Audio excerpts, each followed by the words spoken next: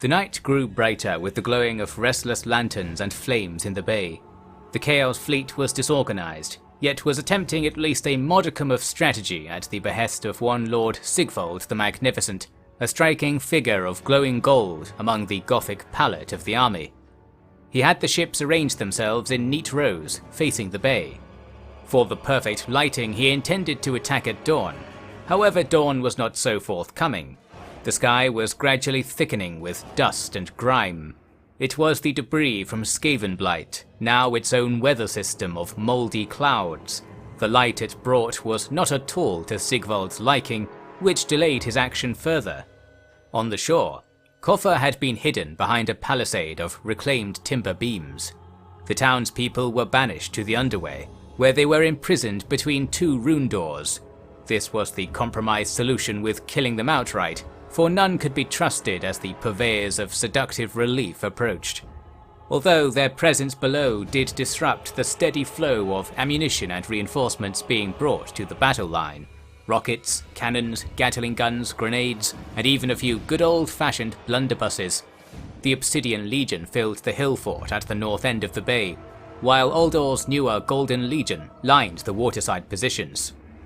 "This is no better than our lines in the Carracks. Far worse, in fact," Kazran complained to Story. "I see your point, but what hope will people have if we flee now?" Story replied. "They won't know what happens here either way." "Stop it. This is the king's command." "We didn't make him king yet, really. And by the way, I'm sure you didn't fail to notice that he's a vessel of the enemy's gods at the current moment.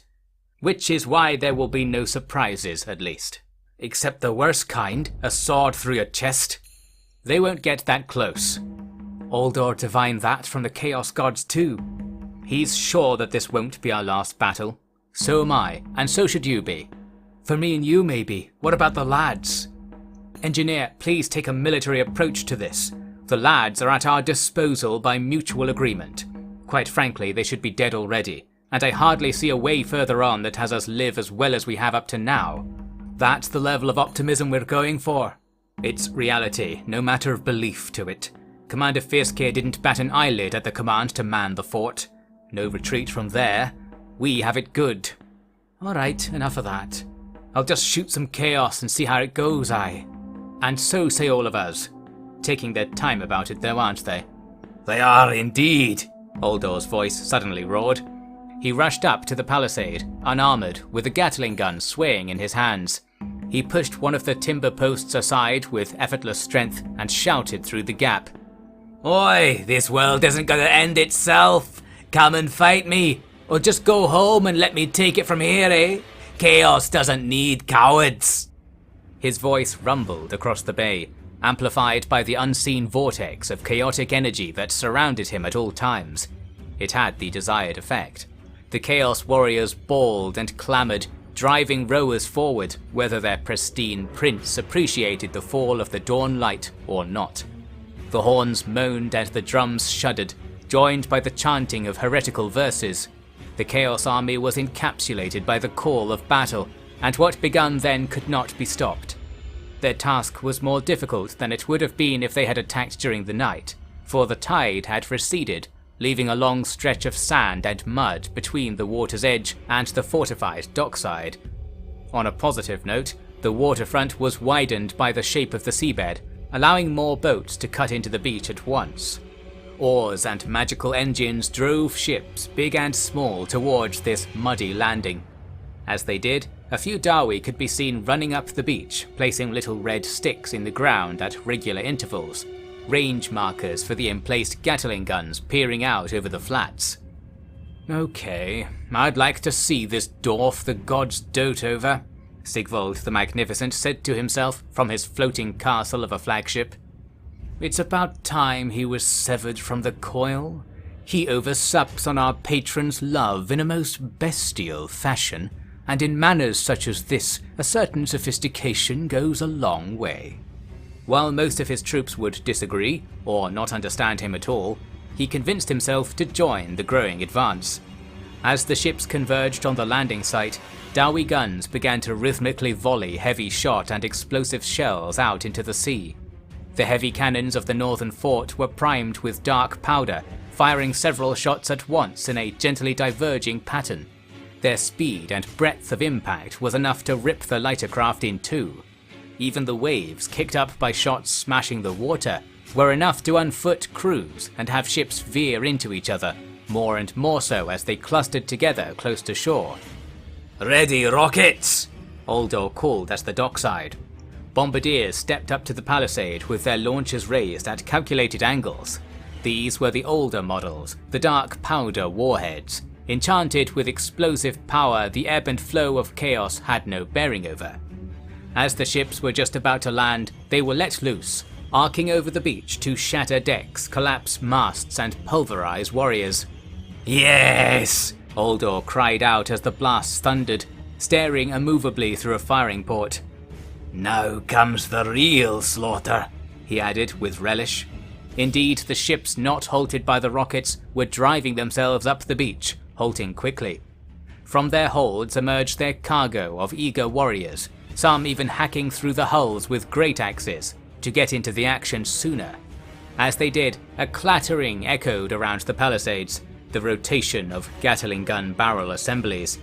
Once at speed, the firing action engaged. In unheard of scenes, groups of Chaos troops trying to escape the ships were assailed by endless gunfire, their armor breaking apart and their blood bursting out in narrow streams. Only those lucky enough to be hit in the legs stood any chance, for in falling to the ground they reduced the chance of further hits dramatically. The notion of doing this voluntarily was too distant to do any good for those still healthy. In droves, by the company and by the regiment, the Chaos Warriors were felled, the liquid gore of their injuries deepening the salty churn below to only further hamper any escape. 40 Gatling guns and several hundred rifles fired all at once, and rendered no place on the beach safe for the assailants. The first wave of boats had been enough to already cover the entire waterfront, but further ships came up from behind anyway, and either rammed their way through, killing survivors as they did so, or connected themselves to the beach ships with boarding planks and ran forwards to disembark over the piles of corpses. Their passion to engage was not affected by the ominous slaughter ahead. They did not even notice it. The growing piles of bodies were tossed about by something below.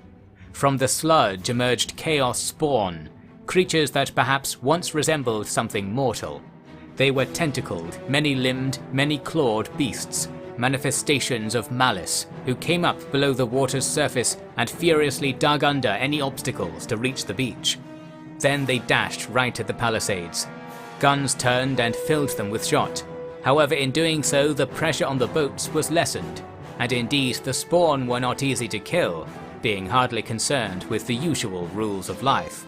More of them were climbing cliffs, swimming up rivers, or hacking through swamps up and down the coast at that very moment. Then came the battle above. "Mortars, now!" Oldor called as shadows crossed the dockside. The usual array of dragons, wyverns, and manticores were swooping around, spying the town for prey. Mortars throughout the town let out their deep, ringing blasts. The sky was filled with clusters of small shells, their fuses short. At the height of their travel, they detonated, launching shards of speeding metal darts. These crafted shrapnel pieces were shaped like wings and span in the air, tending not to fly far up or down before leveling out and gliding away. In this fashion, the entire town could be coated with a deadly ceiling of steel, and avoid said steel shooting down on their heads. For as long as ammunition remained, that is. Some beasts flew low to avoid the airburst, drawing instead attacks from rifles and rockets. These were deadly, but their employment again lessened efforts to hold the beachfront. Some Chaos Warriors had managed to organize their tower shields into blocks to advance behind. The Gatling gun shots embedded themselves into the metal, not passing through. Dark powder rifles could penetrate the average shield, yet many of those weapons had been turned upwards at the flyers, or lowered to fire upon flailing spawn, getting further and further up the beach with each charge. The shielded groups could be thrown apart by the fort guns, but that in turn allowed more ships to get through. The unrelenting pressure of the Chaos landings was undeniably claiming territory, if only by the inch. Warriors were using piles of corpses to quickly throw together cover. makeshift barricades that tumbled over when bullets thwacked at them. Behind the Dawi palisade, those not fighting were manically ferrying ammunition or pouring water over the red-hot Gatling gun barrels. It was all conducted with a professional detachment, even though every Dawi knew they were gradually being enveloped from above, below, and probably from outside the town. They awaited the order to retreat from Oldor whenever he was done enjoying the carnage. In the growing jam of chaos ships that clogged the beach, the palatial flagship of Prince Sigvald crashed through lesser vessels and came to rest at the very front. The bodies below stained its violet paint, and the mock ramparts around its decks were singed by the various fires feasting on the discarded fleet. At its foremost point stood the prince himself, decked out in golden armor that covered all but his head, for such a head was too gorgeous to cover in any circumstances. The Chaos god Slaanesh would surely see that no harm came to such an indomitable visage. The prince took up a rapier and a round silver shield, then leapt to the beach with a graceful flip. At once sharpshooters saw his shimmering form and took aim. Sigvald held his shield up and powered forwards, leaping over barricades of broken hulls and flesh. The soldiers taking cover saw their champion awash with the sparks of deflected shot and rallied to charge with him up the beach. While most would not make it far, Sigvald had no care for them. He kept running, passing the rancid corpses of the Chaos spawn, stumbling slightly when shots twanged from his gold-plated boots. Had he been barefoot, he likely would have been just as safe, with the powers of Chaos closely guarding him. When he reached the palisade, he finally turned the shield aside and swept his sword upwards. A pulse of energy smashed the wooden wall apart like the impact of a cannonball. Before falling pieces had even hit the ground, Sigvald was on the other side of it, with his rapier clean through the nearest Dawi. "Where is your hairy king, creature of the underways?" he asked calmly of his victim. Said victim struggled to escape without answering, then was flung onto the beach with a flick of Sigvald's wrist. "No matter, we'll find him." Sigvald clicked his fingers. A ring of pinkish light enveloped him for a moment, and when it faded, he was surrounded by a gang of warriors of all descriptions, similar only in their mutual beauty and their ornate, if only partial, armor. "Fight well, and if you must make a mess of it, let's see some meaning to it at least," Sigvald ordered. At this, the warriors snatched all kinds of weapons from thin air and dispersed into the town. Around them, Dawi were forming up to fight, but Sigvald wasn't interested. He instead raised his hand and whirled it around a little, before smashing his way onto the interior streets. Shortly after this display, a wave of hell cannon plasma whined down all over the dockside. It tore the palisade apart and sent the defenders reeling. Most managed to recover and get back into position, but even then on the ships ahead, the traitorous Jar were preparing to fire again. And on the beach, the Chaos Warriors were starting to reach the dockside. They clambered up and got the gunners into a close-quarters scrum, breaking the effectiveness of the beach barrage almost entirely. The battle was breaking down rapidly, clear to see from the command post at the south end. "We've expended the youthfulness of this battlefield. To the carracks at once, I say," Story said. His voice was barely audible over all the noise of shooting, airburst, and chaotic screeches. "Oldor's still down there somewhere," Kazran said. "I saw him moving off towards the market. Must have been going for his land crawler.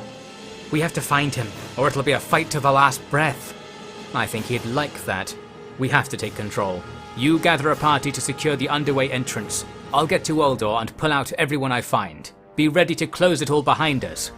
"Ah, the Thane who would be king? Don't start." No. Sounds like what the Elgi Queen was getting at. Let's just do what needs to be done, and we'll quarrel about the rules later. There's a Jar inside of all of us, it seems. Move out!" In the town square, Aldor was shouting at his landcrawler crew to get the engine started, although they were having no luck.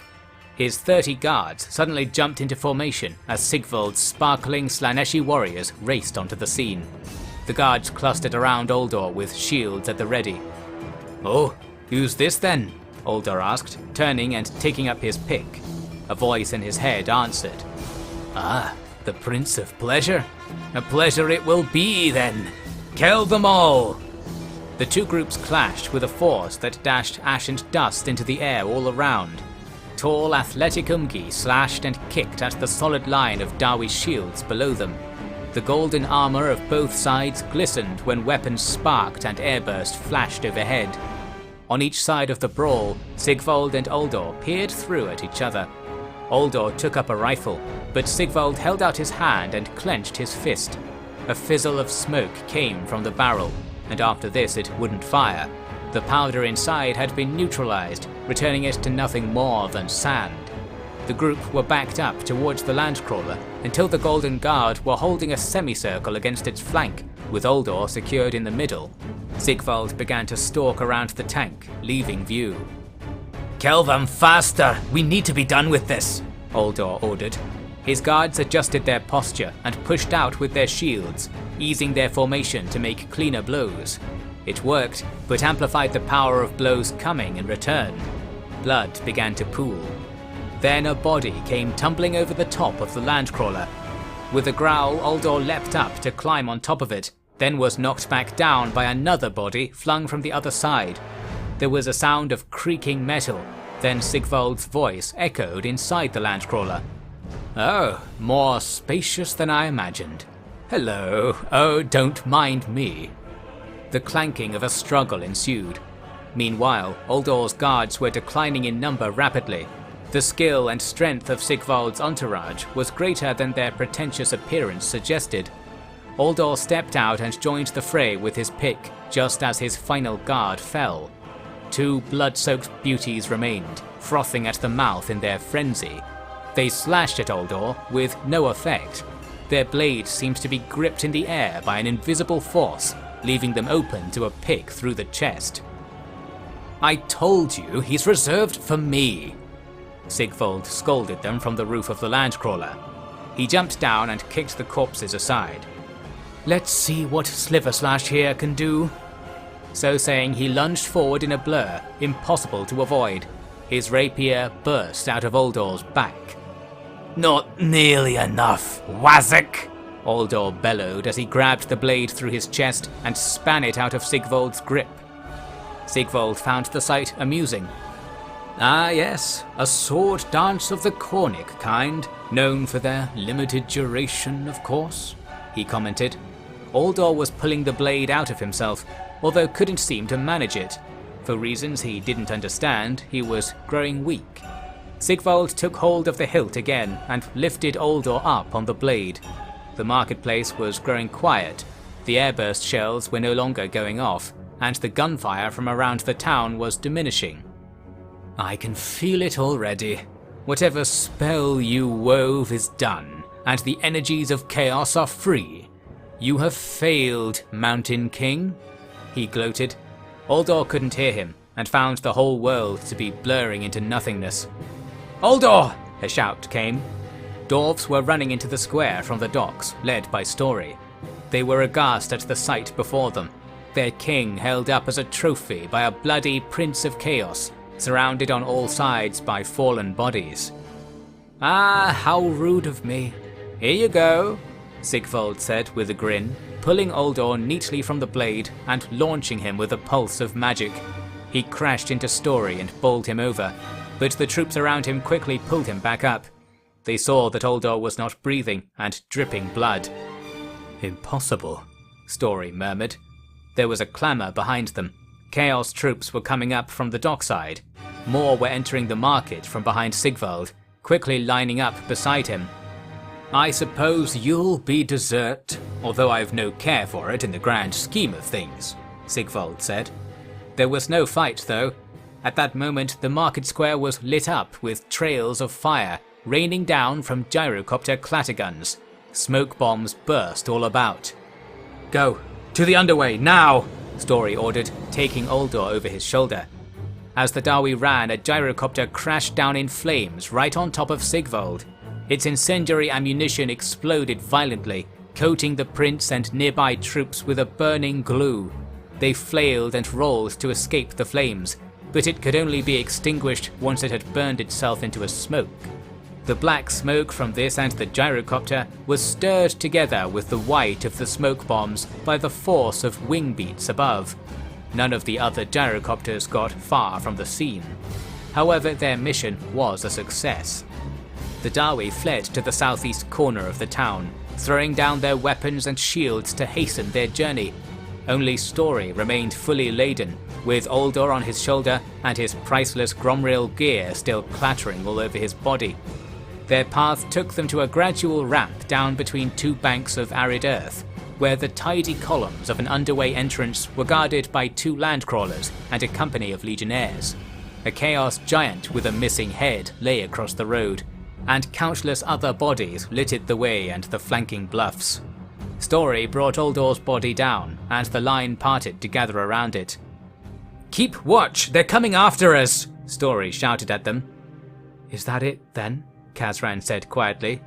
"Yes, are you ready?" "We'll collapse the tunnel. Bombs in the landcrawlers. Give the order." "You decide." "No, you're in charge now." "What does it mean to be in charge? It's over. I failed. I have no orders worthy of hearing. Let all see this world off as they please!" Story burst out. As he said this, a band of black-armoured Dawi came sliding down the slopes to one side, landing amongst the legionnaires. It was Fiercegear of the Obsidian Legion. "Sorry your signal. Was a pain to get out, just the 10 of us. 4 now, eh? The boys are stuck fighting in the fort," he reported. Then he saw Oldor. "Oh, I see.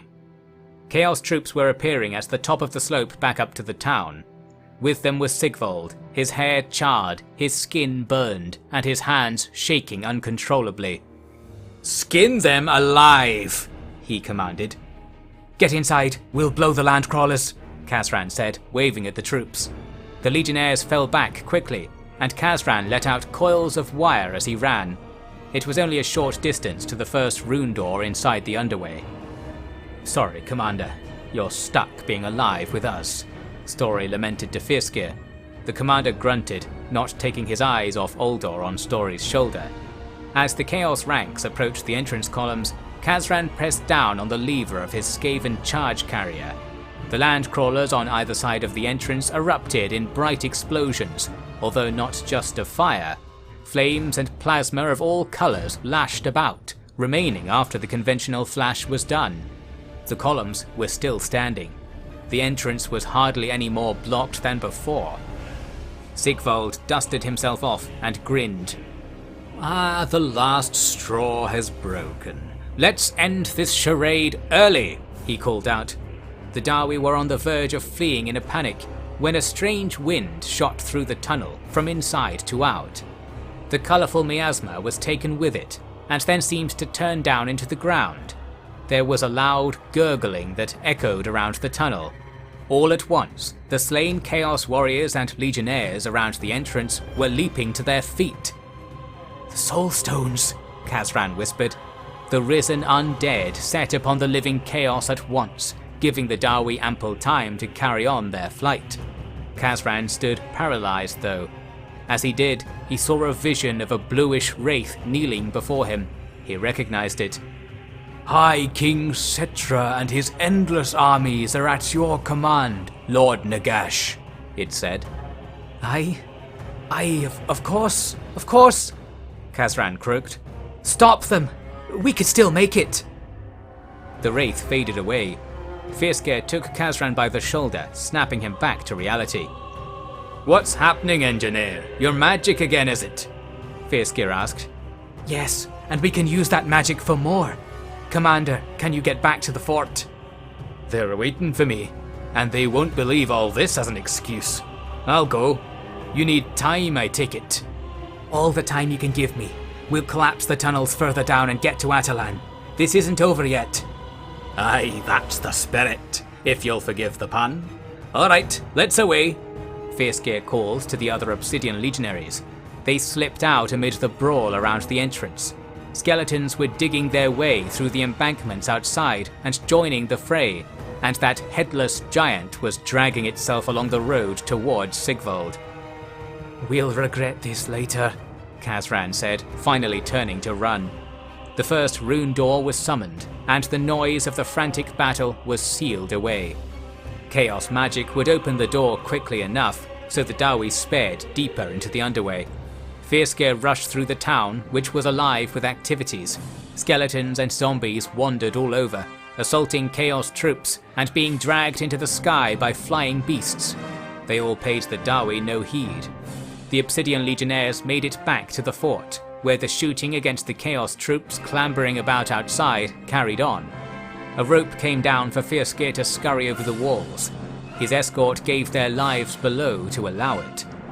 "Alright, I've got some news," he called out inside. "The king is dead, but not for long. Not really qualified to explain, so I'll just skip to the easy part at the end. We need to keep Chaos fighting here for as long as we can, and buy our brothers time to get ready in the carracks. So, let's ration our shots, let's keep those axes at hand, and maybe let a few of the buggers in to save on ammo, and overall just have a good time until you're spent. We've dug deep and ranged far just enough, I'd say." A cheer filled the fort, and the battle carried on for many days more. Back at the underway entrance, Sigvald struggled to free himself from the grip of a giant. Sliverslash had felled the monster once more, but its dry, curled fingers were impossible to wiggle out from. Then a shadow passed overhead.